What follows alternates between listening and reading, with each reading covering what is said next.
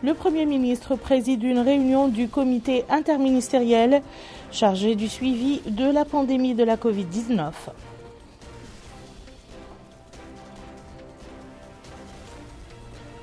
Le ministre de la fonction publique visite les infrastructures dépendant de son département dans la wilaya de Linchiri.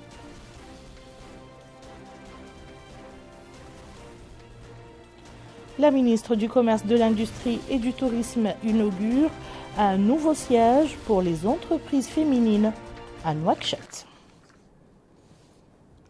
C'était les titres de cette édition. Madame, Monsieur, bonsoir. Le Premier ministre, Monsieur Mohamed Ould Bilal, a présidé cet après-midi à Nouakchott une réunion du comité interministériel chargé du suivi de la pandémie de Covid-19. La réunion a été consacrée à une évaluation de la situation sanitaire dans le pays et aux avancements des préparatifs en cours pour la réalisation de l'opération de vaccination. Dans ce cadre, le comité a passé en revue les indicateurs sanitaires disponibles jusqu'à présent. Il a constaté que même si ces indicateurs confirment la stabilité de la situation épidémiologique, il n'en demeure pas moins qu'ils incitent encore à faire preuve de vigilance et à rester prêts pour parer à toute éventualité conformément aux orientations du président de la République, M. Mohamed El Cheikh Al Ghazouani. Le comité a aussi examiné les progrès réalisés pour l'acquisition des quantités nécessaires de vaccins, la mise en place d'une plateforme d'enregistrement et les mesures à prendre en vue de la formation des équipes chargées de mener à bien l'opération.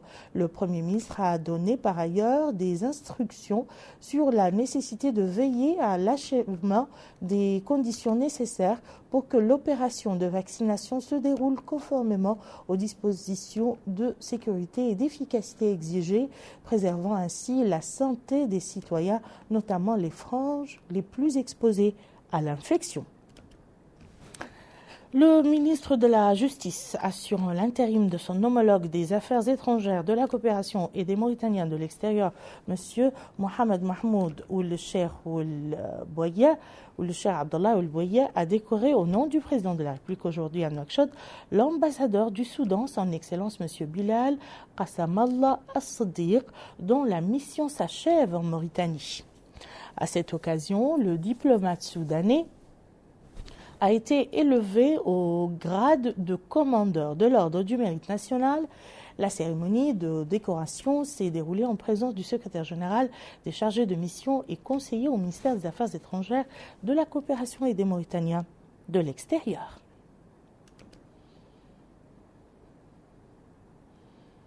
Le ministre de la fonction publique, du travail et de la modernisation de l'administration a effectué une visite de travail dans la wilaya de Linchiri, au cours de laquelle il s'est rendu à la carrière exploitée par la société française FAGE et à la société minière MCM. Mohamed El Khattat nous en dit plus. C'est à partir de la carrière des pierres grises exploitées par la société française FAGE pour le compte de la British Petroleum que le ministre de la fonction publique, du travail et de la modernisation de l'administration, M. Kamara Saloum Mohamed, a entamé sa visite en Linchiri pour s'enquérir des conditions de travail des travailleurs, le respect de la législation au travail dans cette entreprise et partager tout ce qui a trait au développement du pays. L'occasion pour le ministre de tenir une réunion avec la direction générale de la société, réunion élargie aux autorités administratives et sécuritaires, ainsi que les élus locaux de la wilaya, au cours de laquelle il a appelé à protéger et les ouvriers et les emplois, affirmant que seul un emploi est source de revenus et de vie à nos familles et à nos entreprises, dit-il. Pour venir s'enquérir des conditions de travail, des conditions de développement de notre pays par la participation de ses fils ouvriers dans cette carrière. Il s'agit entre nous du conseiller technique juridique du ministre, le conseiller technique chargé du travail, le directeur général du travail, le directeur général de la sécurité sociale, vous avez l'inspecteur chargé du travail, et vous avez bien sûr l'inspecteur régional ici à Agjust. Vous voyez tous que c'est une délégation qui a une vision par rapport au programme des chefs de l'État qui est le respect de la législation au travail. Beaucoup diront, voilà, qu'est-ce qu'un ministre vient faire dans une carrière, un ministre du Travail? Non, c'est ma fonction essentielle. C'est la protection, c'est le contrôle de la loi par rapport au travail. Cette délégation, Monsieur le Wali, Monsieur honorable député, Monsieur le Hakem, Monsieur le maire et le représentant du conseil régional, c'est un honneur et de vous remercier pour l'accueil dont on a été l'objet depuis que nous sommes venus ici dans cette terre. Monsieur le directeur général des FAGE en Mauritanie, notre visite est une visite de courtoisie et d'entraide dans le cadre de la résolution des problèmes que parcourt le monde aujourd'hui, surtout le monde du travail. Ce Covid-19, comme vous le connaissez, a bouleversé toutes les conséquences du travail et il est prêt, le programme du chef de l'État, est de s'enquérir des conditions de travail, des conditions de vie, des droits et obligations des entreprises aussi, par rapport à ceux qu'ils emploient. Donc nous sommes venus aujourd'hui dans ce cadre-là pour s'enquérir, partager avec vous tout ce qui est trait au développement de ce pays. La Mauritanie a besoin des entreprises. Bien sûr, les entreprises ont besoin des ouvriers. Mais cette prospérité, ce développement ne peut se faire que dans le strict respect de la législation sociale. Et comme nous l'avons constaté, nous avons vu, nous avons posé des questions, nous avons vu des ouvriers par rapport à la protection que vous apportez. Et nous demandons à ce que vous continuiez à protéger ces ouvriers, à protéger ces emplois dans le cadre du développement de ce pays. Et surtout, ce qui est demandé, c'est vraiment la protection des emplois. Seul aujourd'hui un emploi est source de revenus et source de vie à nos familles et bien sûr à nos entreprises aussi. C'est dans ce cadre que je vous remercie et vous demande de continuer à l'effort que vous faites, surtout dans le cadre de la protection, de l'hygiène et de la sécurité de ceux qui travaillent dans ces conditions que nous avons vues, qui nous sont bien sûr pour tout le monde difficiles, mais adaptées au travail. Et je vous remercie. De son côté, le directeur général de FAGE en Mauritanie a rassuré le ministre que son entreprise veille scrupuleusement à la santé de ses employés, respecte la législation en vigueur dans le pays et ne saurait faire autrement, les employés ayant élu leurs représentants syndicaux pour protéger et défendre leurs droits. Passé cet échange de discours et la visite des lieux, le ministre s'est ensuite rendu à l'inspection régionale du travail de la wilaya de Linchiri, où il a écouté les explications des responsables quant au fonctionnement de l'inspection et les services qu'elle met à disposition des travailleurs nationaux.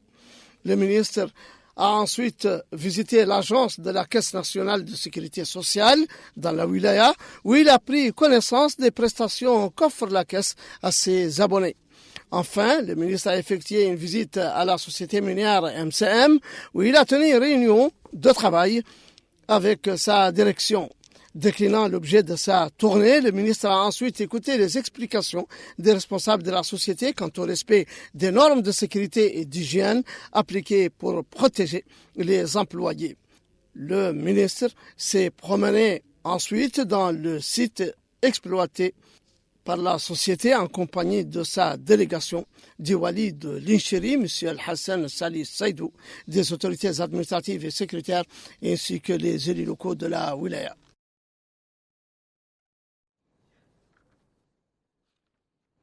Et nous recevons en direct de la wilaya de Linchiri, plus précisément à Djoust, la capitale, M. Kamara Saloum Mohamed, ministre de la fonction publique, du travail et de la modernisation de l'administration en visite dans cette wilaya. Monsieur le ministre, bonsoir.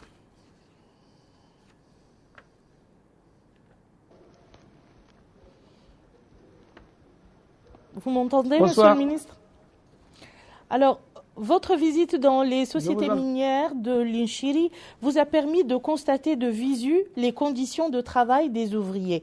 Quelle appréciation en faites-vous en ce qui concerne le respect de la législation au travail dans ces entreprises? Merci madame. Donc depuis mon arrivée ce matin, avec mon équipe, on s'est rendu immédiatement à Eiffage pour nous enquérir des conditions de travail dans cette carrière. Et cette carrière, vous savez bien que le travail est assez rude et difficile. Et avec toutes les informations que nous avons eues plutôt, et la constatation que nous avons eue, et nous avons constaté et accepté les explications des uns. Nous avons réellement vu que la société Eiffage fait du sien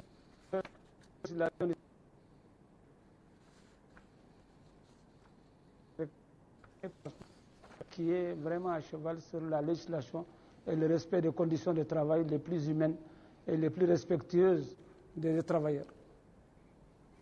La Mauritanie a besoin des entreprises, les entreprises ont besoin des employés, ce sont vos propos. Quels efforts fournissent ces entreprises pour à la fois promouvoir l'emploi et protéger les employés? Voilà, dans toute la promotion de l'emploi et le programme du chef de l'État aujourd'hui et dans cette circonstance exceptionnelle Covid-19, ce qui est réellement demandé aujourd'hui, c'est la préservation de l'emploi. Et les instructions essentielles de son Excellence, Monsieur le Président de la République, et la feuille de route, si vous voulez, la feuille de route que j'ai eue en tant que ministre du Travail, c'est la préservation de l'emploi et la préservation de la paix sociale. Et nous avons discuté avec les différentes entreprises que nous avons eues. L'essentiel, c'est la prévention de l'emploi. Et la prévention de l'emploi passe par le partenariat, passe par la négociation et passe réellement par la confiance qui doit s'installer entre l'entreprise et bien sûr le travailleur via son représentant qui est le syndicat. Et aujourd'hui, nous avons beaucoup travaillé par rapport à ce dossier et nous demandons et nous en sommes partis fiers que les deux sociétés que nous avons eues sont engagées à respecter les procédures et bien sûr à préserver l'emploi. Comme tout développement ne passe que par l'emploi, et je crois que ça, les deux entreprises nous ont donné la garantie essentielle de leur politique de préservation de l'emploi. Et les normes de sécurité et d'hygiène vous paraissent-elles suffisamment respectées dans ces sociétés, notamment les conditions de travail et de développement? Voilà, comme je vous l'ai dit au départ, nous sommes arrivés dans deux sociétés. Une société, c'est la carrière. Donc c'est du granit que ça prend, que ça met dans des camions. Donc nous avons été jusqu'à la carrière et nous avons vu les mesures de sécurité qui sont prises au niveau des chauffeurs qui descendent dans la carrière et qui prennent le granit. Et nous avons vu les ouvriers qui sont aussi sur les piqueuses. Et nous avons constaté que toutes les conditions de sécurité sont assurées par rapport à ça. Et l'hygiène aussi, bien sûr, a été vérifiée par la délégation qui est avec moi. Toutes ces conditions sont réunies dans ce cas. À MCM, c'est la même chose. Nous avons été aussi jusqu'à la situation. Les deux usines, et là où aussi ça se trouve, on a constaté et vu aussi toutes les conditions de sécurité, de protection de l'ouvrier ou du travailleur, du casque jusqu'aux lunettes, jusqu'aux chaussures, jusqu'aux des choses dans les oreilles. Et tout ça, nous avons respecté, nous avons vu que l'hygiène, la sécurité est respectée. Et nous avons fait aussi un tour à la médecine, au dispensaire. Nous avons constaté que ça va, ils ont quand même les premiers éléments de secours par rapport à la santé au travail, etc., etc. Dans tout ça, c'est que vraiment la sécurité au travail est assurée. À MCM, surtout, c'est très, très bien assuré. Et le directeur de la Caisse de sécurité sociale lui-même nous a dit un mot que MCM, tous les employés sont affiliés à la sécurité sociale. Vous voyez, c'est les deux sociétés minières dont les travaux sont considérés comme des travaux difficiles et les conditions de sécurité et de santé sont réellement respectées. Monsieur Kamara Saloum Mohamed, ministre de la fonction publique, du travail et de la modernisation de l'administration, vous étiez en direct avec nous à partir de l'Inchiri. Merci beaucoup. La haute autorité de la presse et de l'audiovisuel a organisé aujourd'hui une journée d'échange médias Covid-19 au niveau de son siège sur la couverture médiatique de la pandémie. Abdul Adamaba. C'est au sein du siège de la haute autorité de la presse et de l'audiovisuel HAPA que cette journée d'échange sur la couverture médiatique de la Covid-19 s'est tenue ainsi. Il s'agit de jeter un regard critique sur la couverture médiatique de cette pandémie et de voir les voies et moyens permettant d'établir un partenariat entre les journalistes et les partenaires de la communication, dont le département de la santé. Avec l'avènement de la Covid-19, on a institué ce point de presse pour donner l'information authentique et de la manière la plus fiable pour assurer que le citoyen a l'information et pour que les acteurs de l'information puissent la traiter de manière objective. Le deuxième principe c'est le partenariat. Et nous considérons que la session d'aujourd'hui est très utile parce qu'elle lance un certain partenariat qu'il faut qu'on formalise davantage entre le ministère de la Santé et les agences de communication.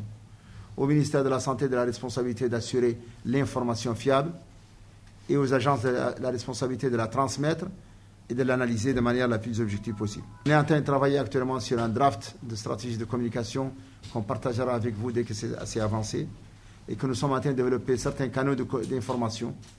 Je dirais canaux d'information, pas canaux de communication exprès, parce que c'est un canal pour passer l'information. En premier lieu, nous avons aujourd'hui la page Facebook qui est assez active. On voudrait développer d'autres canaux pour mettre les agences de communication et le citoyen à l'information authentique dès que l'information est là. Le président de la HAPA, Hussein Oulmedou, a évoqué l'objectif de ces rencontres qui, dit-il, est de discuter de la couverture réservée par les médias au Covid-19. Il a aussi précisé qu'il s'agit de réunir les différents acteurs, à savoir les journalistes et partenaires du ministère de la Santé, afin de poser les problèmes liés au traitement de l'information durant cette pandémie et d'établir un partenariat entre ces différentes composantes. Cette séance portait sur l'échange entre le ministère de la Santé, les journalistes, sur la problématique de la pandémie du Covid-19. De quoi s'agit-il? En fait, comme vous le savez, cette pandémie n'épargne aucun pays du monde. Et la Mauritanie est particulièrement touchée par cela.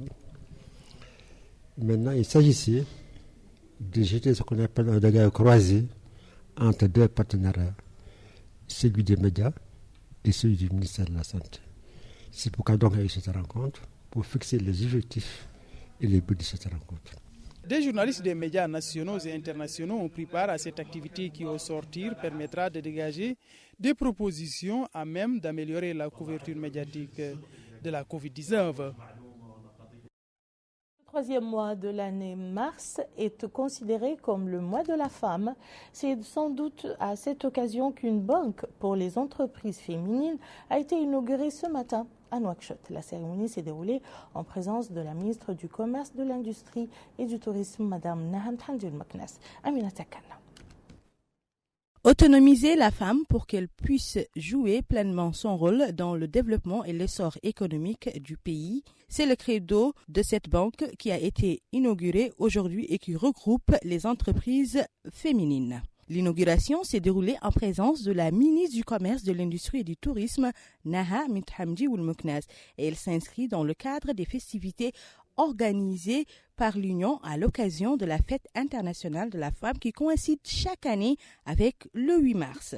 S'exprimant à l'occasion, la chargée de mission au ministère des Affaires sociales, de l'enfance et de la famille, Lala Fatma Mint Sadek Oulal Arbi, a déclaré que les questions intéressant les femmes et la protection de leurs droits sont au centre des préoccupations du président de la République, soulignant que cela s'est traduit à travers la priorité donnée à ce sujet dans la déclaration de politique générale du gouvernement.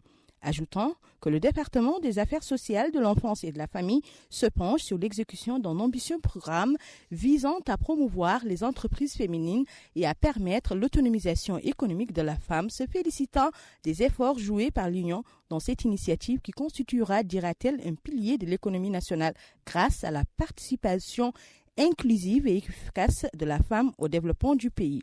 Lui succédant et s'exprimant au nom de la présidente de l'Union des entreprises féminines, Mariam Mint Abed Rahman a affirmé que l'Union regroupe 3000 femmes et vise en premier lieu à permettre à la femme mauritanienne de contribuer efficacement au développement économique national en la conscientisant et en lui faisant connaître ses capacités en vue de contribuer au circuit économique par le biais de la gestion des petits projets générateurs de revenus. Elle s'est en outre félicitée des mesures prises par l'État pour faire face à la pandémie du coronavirus et à ses répercussions sur les couches vulnérables de la société. À noter que cette cérémonie d'inauguration a vu la participation de plusieurs femmes représentant leurs organisations. Au nom du président de la République, M. Mohamed El Cheikh El Ghazouani, le ministre du Développement rural, M. Dioul Zeyn, a décoré aujourd'hui à Nouakchott des fonctionnaires et agents de son département à l'occasion du 60e anniversaire de l'indépendance nationale. Voici la liste des fonctionnaires et agents décorés. Décoré de la médaille de reconnaissance nationale, Cher Sid Ahmed Touerjen, directeur administratif et financier. Mohamed Mahmoud Yahya Mokhtar Cheikh, directeur général de la Société nationale de l'aménagement agricole et des travaux. Sidi Mohamed Islam Khaytir, directeur de l'aménagement rural. Khatri El-Atiq Ahmed Mahmoud, délégué régional du Trarza. Décoré de la médaille d'honneur première classe, Mohamed Salem Soumaïda, chef de service du personnel au ministère. Décoré de la médaille d'honneur deuxième classe, Khattar Braïka, chef de service de protection des plantes à la direction de développement des filières et de la vulgarisation agricole. Décoré de la médaille d'honneur troisième classe, Fanda Biran Sidinyang, secrétaire. La cérémonie s'est déroulée en présence de la secrétaire générale du ministère. Le ministre de l'Emploi, de l'Emploi, de la Jeunesse et des Sports a tenu une réunion par visioconférence avec le président de la Fédération internationale de presse sportive en présence du président ainsi que du secrétaire général de la Fédération africaine de la presse sportive. La rencontre a été l'occasion de discuter de la situation des journalistes sportifs en Mauritanie, notamment pendant cette période marquée par la pandémie Covid-19. Bokar Baylaba. Cette réunion par visioconférence avait pour but de discuter de la situation des journalistes sportifs en Mauritanie, notamment dans les circonstances actuelles marquées par la pandémie du coronavirus et la question de l'organisation de la CAN de moins de 20 ans qui se déroule actuellement dans notre pays. Et c'était en présence du président de l'Association internationale de la presse sportive. À cette occasion, le ministre de l'Emploi, de la Jeunesse et des Sports, Taleb Sid Ahmed, a saisi l'occasion pour exprimer son désir de voir se réaliser dans notre pays des projets sportifs suite aux capacités nationales démontrées à travers l'actuelle compétition sportive continentale, à savoir la CAN de moins de 20 ans. Il a également mis l'accent sur la nécessité de réfléchir à de nouveaux modèles qui placent les médias au cœur de transformation du sport et accroître l'impact de la presse sur le sport. Et puis le président de l'association des commentateurs sportifs mauritaniens, Mohamed El Hassan, et Jaouda Abou Hawar, membre de l'Association internationale de la presse sportive, ont tous affirmé que les hommes des médias sportifs doivent s'adapter pour rester productifs en dépit du contexte particulier, en l'occurrence la pandémie du coronavirus. Les ministres de l'enseignement supérieur, de la recherche scientifique, des technologies, de l'information et de la communication, porte-parole du gouvernement, M. Sidi Ould Salem, de la justice, M. Mohamed Mahmoud Ould Cheikh Abdullah Ould Bouya, de la santé, M. Mohamed Nadir Ould Hamed, et du commerce, de l'industrie et du tourisme, Mme Naham Hamdi Mouknas, ont commenté hier soir les résultats du Conseil des ministres tenu dans la matinée. Le point avec Amina Mtakhlil. La conférence de presse hebdomadaire du gouvernement a été l'occasion pour le ministre de l'Enseignement supérieur, de la Recherche scientifique et des technologies de l'information et de la communication, porte-parole du gouvernement, M. Sidi Ould Salem, de passer en revue les projets de loi et décrets issus du dernier Conseil des ministres. C'était avant de passer la parole aux ministres présents pour commenter chacun à son tour les projets de loi et décrets relatifs chacun à son domaine. En ce qui concerne la loi relative au registre commercial, le ministre de la Justice, M. Mohamed Mahmoud Ould-Cheikh Abdullah Ould-Boye, a évoqué le projet de décret relatif au registre du commerce et des sûretés mobilières et souligné qu'il répond à un double besoin. Mieux connaître le contenu des dispositions encadrant le registre de commerce et les rendre plus facilement accessibles à tous pour une meilleure application. Tous les textes relatifs au registre commercial seront unifiés, numérisés et accessibles pour tous. Il a ajouté que le projet de décret apportera des améliorations à notre système juridique et commercial et qu'il contribuera au renforcement de la politique générale de son département pour assurer un accès facile à la justice. Quant au ministre de la Santé, M. Mohamed Nadir Ould-Hamid, il a affirmé que le vaccin anti-Covid sera disponible en Mauritanie dans les prochains jours. Il a par ailleurs signalé que le gouvernement est déterminé à organiser une sensibilisation sur la stratégie de vaccination. Le ministre de la Santé a expliqué qu'il s'agit d'une vision globale sur l'adoption d'une carte sanitaire qui se base sur des critères efficaces pour une accessibilité géographique efficiente au service de la santé. Mohamed Nadir Ould-Hamid a enfin souligné que la carte en cours de préparation prendra en compte une analyse exhaustive des établissements de base et des ressources humaines ainsi que des besoins de chaque wilaya. Pour sa part, la ministre du Commerce a commenté la communication relative à l'opération du mois de Ramadan 2021. Elle a précisé que le président de la République a donné ses instructions pour la mobilisation des quantités suffisantes de denrées de base, quantités qui seront disponibles sur tous les territoires tout au long de ce mois béni avec des prix abordables. Elle a ajouté que le président a insisté sur l'adoption de la transparence totale pour la réussite de l'opération. La ministre a ajouté: pour la mise en place de cette opération qualitative, il a été décidé d'impliquer tous les secteurs ministériels. Et concernant la gestion de l'opération, Mme Nahamed Hamdi Ould-Mouknas a confirmé qu'un soutien durable au prix des denrées sera accordé en plus des distributions gratuites. L'École nationale supérieure des sciences de la santé a organisé aujourd'hui à Nouakchott, en coopération avec les associations mauritaniennes d'obstétrique et de gynécologie et de sages-femmes, une journée de sensibilisation sur le papillomavirus humain, cause du cancer du col de l'utérus. Garmi Mentagati. Cette journée de concertation a pour but de sensibiliser les participants sur les dangers du virus papillomavirus, dit HPV.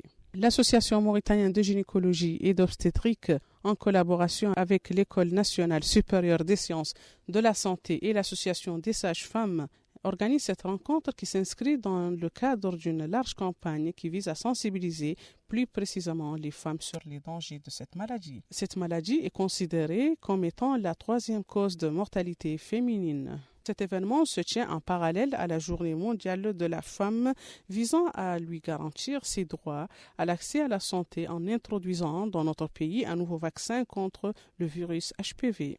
Le droit à la santé étant le droit fondamental.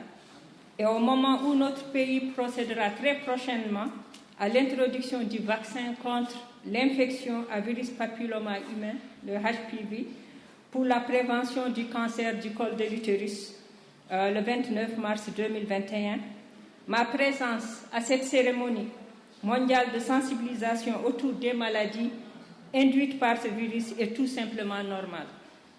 Le cancer du col de l'utérus est un véritable problème de santé publique dans le monde et dans notre pays. Par son ampleur, par sa gravité et le nombre de décès de femmes qu'il entraîne doit être prévenu à juste titre. Le professeur de gynécologie et d'obstétrique Ahmed Ould-Zeyn a quant à lui indiqué que cette campagne de sensibilisation s'inscrit dans le cadre de la prévention contre les maladies du cancer atteignant les femmes. De son côté, la présidente des sages-femmes mauritaniennes, Mme Fatma Mentmoulaye Zeyn, a souligné l'importance de cette journée, indiquant les rôles que jouent les sages-femmes pour éradiquer cette maladie. Les dépistages précoces et les sensibilisations sur les dangers de cette maladie restent les seuls moyens de prévention contre les tumeurs malignes qui peuvent être l'une des premières causes de mortalité féminine dans notre pays. Nous allons à présent suivre le point de presse quotidien du ministère de la Santé relatif à la dernière évolution de la pandémie de Covid-19. Chers citoyens, la situation épidémiologique au cours des dernières 24 heures dans notre pays, marquée par 15 nouveaux cas de Covid enregistrés au cours des dernières 24 heures, Tous sont des cas communautaires. On a enregistré également 13 guérisons et, alhamdoulilah, on n'a pas eu de décès au cours des dernières 24 heures. Ainsi, le total de cas a atteint 17 267, dont 9 061 de contacts, 192 de cas importés et le reste des cas communautaires. Le nombre de guérisons a, lui, atteint 16 633, alors que les décès étaient au nombre de 442. Les cas actifs à ce jour sont au nombre de 192, dont 157 avec des signes légers, 19 plutôt en situation grave et 16 présentant des signes légers.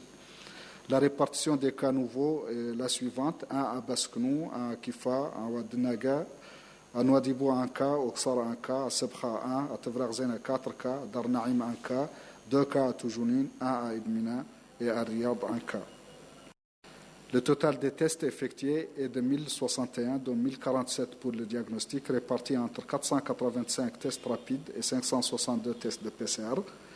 Et la répartition des nouveaux tests par wilaya est la suivante: 99 au Houd Sharqi, 6 à El Arbi, 65 à Nasaba, 23 au Gorgol, 27 au Brakna, 29 au Trarza, 10 à Nadra, 31 à Nouadhibou, 18 au Tagan, 23 au Guidimaka, 3 à Tirzamour, un test à Nishiri, 685 à Nouakchott-Ouest, 24 au nord et 17 à Nouakchott-Sud.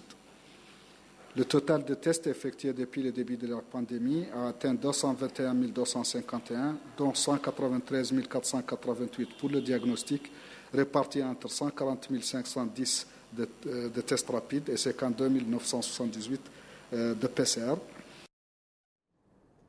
Direction le Gorgol où le wali de la wilaya a effectué une visite d'inspection pour s'enquérir de l'état d'avancement des expériences agricoles dans les champs des régions de Silla et Rindiao, près de la ville de Kaedi. Des chercheurs du Centre national de recherche agricole et de développement agricole expérimentent la fourniture de semences pour la culture du blé, du riz et des légumes.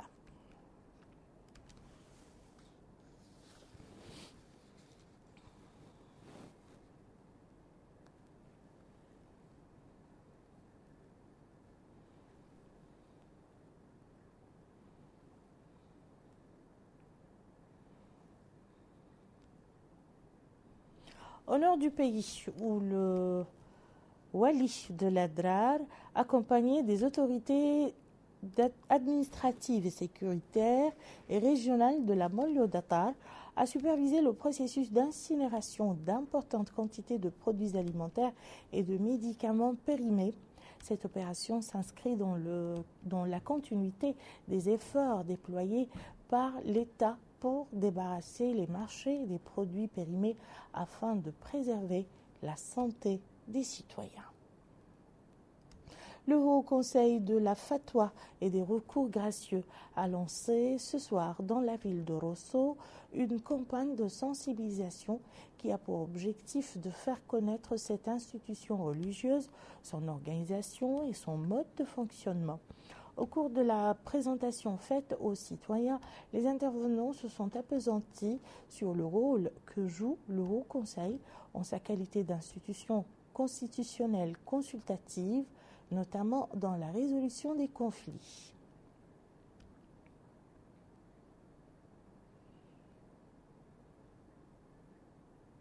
Et au Guidimara, les personnes vivant avec handicap bénéficient d'une assurance maladie universelle.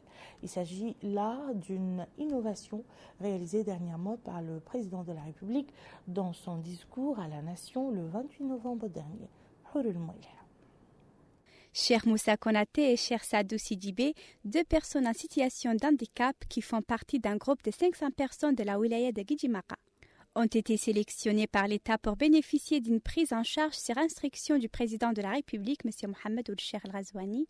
Cheikh Moussa Konaté est très content depuis que le président de la République a annoncé la priorité qu'il leur accordait, car il peut désormais prendre en charge sa famille et obtenir un emploi qui lui convient.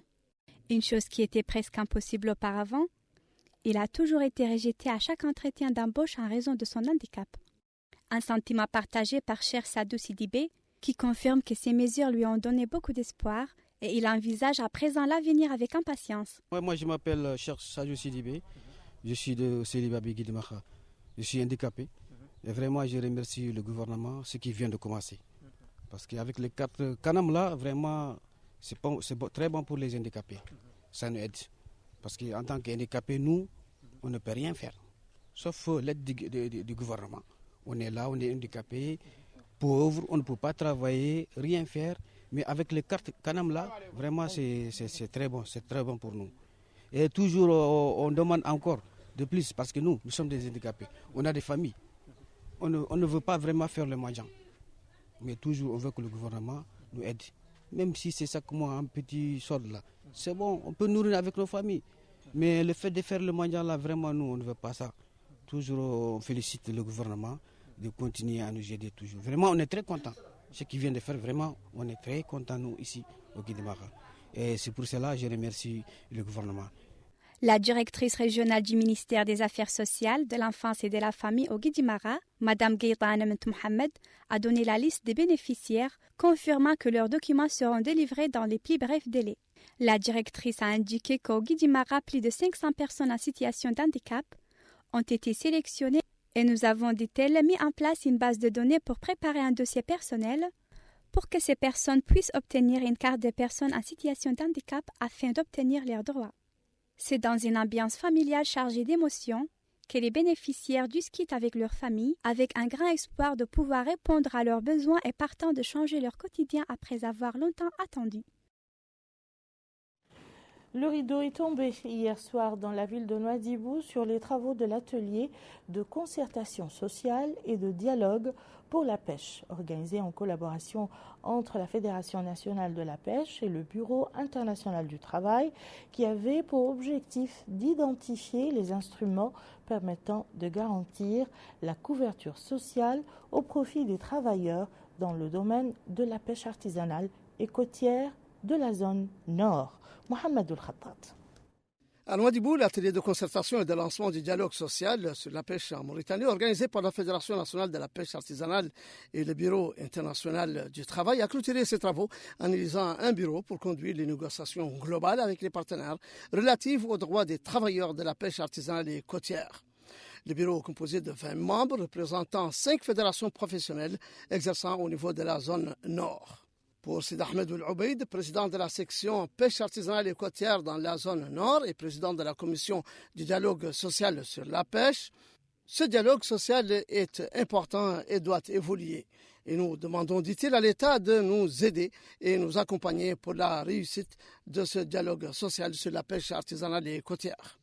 L'atelier, qui a duré 5 jours et auquel ont pris part différents acteurs et professionnels, a fait ressortir des recommandations reflétant l'importance du dialogue social et la concertation comme étant un mécanisme de promotion des droits sociaux et économiques en conformité avec les orientations gouvernementales visant à soutenir le secteur de la pêche artisanale dans ses différentes activités et professions. Parmi les plus importants avantages résultant de la création de ce bureau, disent syndicalistes, est que les pêcheurs artisanaux sauront à qui s'adresser en cas de litige. Dans le passé, quand deux pêcheurs entraient en conflit, ils ne trouvaient personne pour parler en leur nom et régler le problème. Aujourd'hui, il y a ce bureau pour le dialogue social qui devient leur porte-voix pour les protéger, les défendre et veiller à leurs droits. L'important de celui-ci est d'avoir réuni les acteurs, les professionnels et les fédérations qui se sont reconnus dans cet atelier et nous espérons que cela fera aller de l'avant le secteur. Nous avons abouti, dit cet autre syndicaliste, à un résultat global qui, je l'espère, aura des conséquences positives pour les acteurs de la pêche. Initier ces concertations et ce dialogue social entre les différents acteurs de la pêche dans leurs différentes spécialisations est une excellente chose et nous nous en félicitons, dit cet autre. Il est vrai que beaucoup d'espoirs sont fondés sur les résultats de cet atelier et les mécanismes de sa mise en œuvre pour renforcer et promouvoir les droits sociaux et économiques des personnes exerçant dans le secteur de la pêche artisanale et côtière au niveau de la zone nord. Place maintenant à notre page sportive consacrée à la CAN des moins de 20 ans.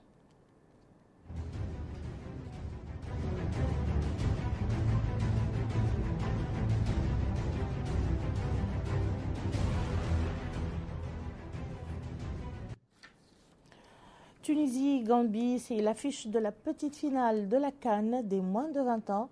Le match se jouera demain à 20h au stade olympique de Nouakchott. Bokar Bailaba nous en dit plus avec d'autres sujets. Après avoir prouvé l'intérêt d'avoir une nouvelle génération promoteuse, la Tunisie et la Gambie veulent terminer leur aventure avec une médaille au cou.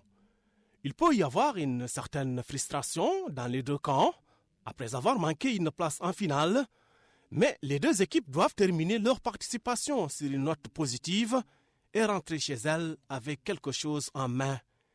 Pour le coach des jeunes scorpions de Gambie, Matar Mbodj, le match de demain sera une belle opportunité de s'illustrer face à la Tunisie. Il a précisé que la Gambie veut imiter la génération 2017, celle qui a apporté à son pays une meilleure performance au Congo. Quant à la Tunisie, première participation dans la compétition, il faudra continuer à obtenir de bons résultats malgré la lourde défaite face à l'Ouganda en demi-finale. On arrive à la fin de ce tournoi. Après 6 matchs, c'était lent, c'était dur, c'était compliqué, mais quand même c'était une très belle expérience pour nous et pour tout le monde, pour toutes les équipes qui ont participé à cette CAN. Tout d'abord, j'aime bien féliciter l'État mauritanien, la Fédération mauritanienne de football, qui ont fait une très belle organisation, une excellente organisation. Personnellement, je suis sur le 7e, 8e CAN entre joueurs et entraîneurs de différentes catégories. J'ai vu une très belle organisation. Et toujours le match de 3e place, c'est toujours le match des blessés, comme on dit. Donc c'est un peu... Les visions sont un peu différentes. Il y a des gens qui disent, qui voient l'utilité de ce match. Il y a des gens qui voient que ce n'est pas très utile de faire ce match de 3e place.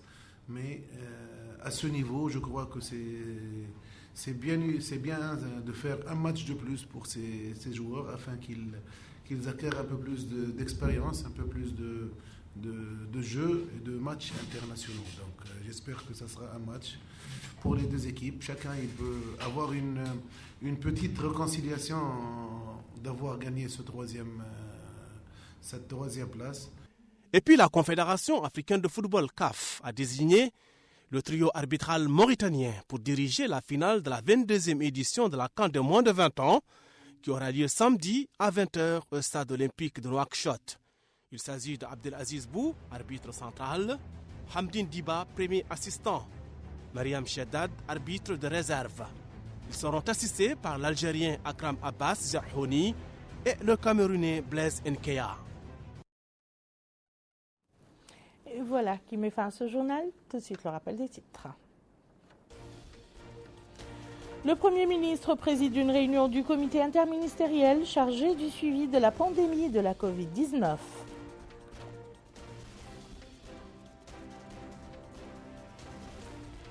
Le ministre de la fonction publique visite des infrastructures dépendant de son département, dont la wilaya de Linchiri.